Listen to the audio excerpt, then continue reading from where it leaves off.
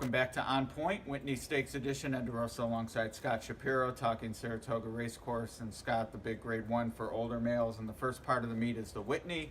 And we're both against the two, at least the two morning line favorites. Yeah, Diversify a little less for me than Mind Your Biscuits. Mind Your Biscuits, to me, obviously in great form, has done very little wrong this year. I thought maybe his best effort ever was to beat Jersey, where he lost in the Met Mile. But recovering from that hard race, sure, he's had time is a question to me.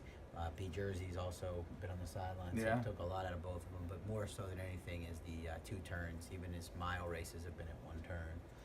But yeah, both of them to me are vulnerable at short prices. Yeah, it's a legit question with Mind Your Biscuits. He's by posse. There's a reason, I think, at this length of his career that he's been sprinting and going one turn. I certainly don't mind the try, especially he gets in here at 117. It's no longer a handicap. So there's reasons why this would be the spot to give it a shot. But at the price, it's just, it's not even a consideration for me to play him. And at the morning line price, certainly 7 to 5, Diversify. No thanks. Yeah, for him to be able to replicate that effort that he put forth last time out in the Suburban will take quite a bit. Maybe he's getting better, who knows? But to me, an obvious regression spot. But still, if he runs anything close to that, I think he got a 114 Brisnet speed rating, which you would know better than I how that ranks amongst the top efforts for the year. It's it's up. I mean, it's definitely Gunrunner as the highest, but he's gone. So I mean, 114 certainly fits. Right. So to me, he could still move backwards a little bit and might be tough to catch late. Hopefully, Dalmore can put some pressure on him early. And I'm leaning towards Backyard Heaven. I just saw a tweet before I came over here that you're thinking he might be favored. I think that might be a little extreme, but the morning line price is probably too high. I think he gets the right trip.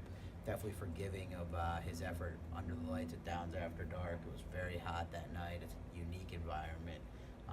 He just didn't, he got a perfect spot, took the lead, and then just stopped. So hoping he can rebound. Hopefully we can get more like 3 to 1, 7 and 2 than what you're expecting. Yeah, I mean, I don't think Diversify will be 7 to 5. So let's call him 2 to 1, and I could see Mind Your Biscuits, 5 to 2, 3 to 1, and Backyard Heaven the same.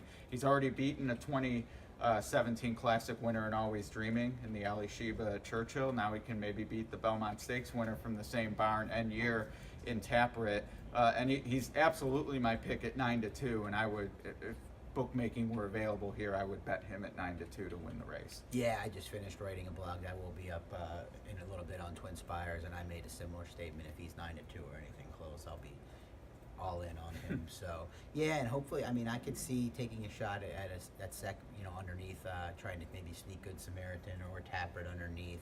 To me, they're really not total win candidates, but I can see them kind of sucking along if the other two favorites don't fire. Yeah, I definitely like Good Samaritan a little better, and another sort of bookmaking reference would be interesting to see what the head-to-head would look like between him and Taprit, because they definitely sort of have similar styles, and to me have run some similar races in regards to their expectations. I mean, there's a race at Fairgrounds, I forget which stakes it was, but it looked like, I mean, this was going to be Good Samaritan's launching pad to who knows what this year, and I mean, just completely flat. And I think there's good races in him, but clearly he's just not going to be the consistent type in this division. This might be the spot, and I would be dead against next time out at a much shorter price if he were to shock this time. But he is my alternative. If Backyard Heaven takes crazy money and Good Samaritan's 10 or 12 to 1, I'd be fine with that. Yeah, I think he might be in the mine shaft. It was after the New Orleans when he came back and was pretty impressive against the weaker group.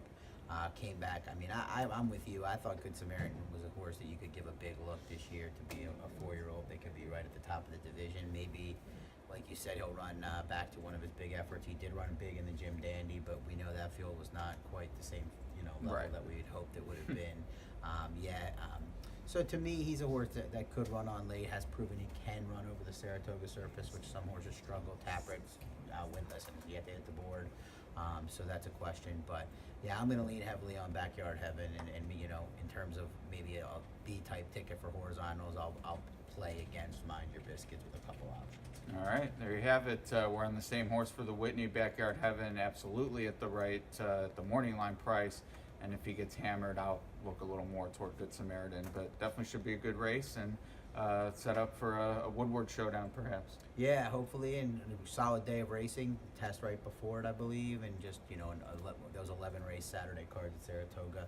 Some of those early races won't get the fanfare of the graded stakes races, but high quality animals. No question, as always at Saratoga. But it's been on point for now. Thanks for joining.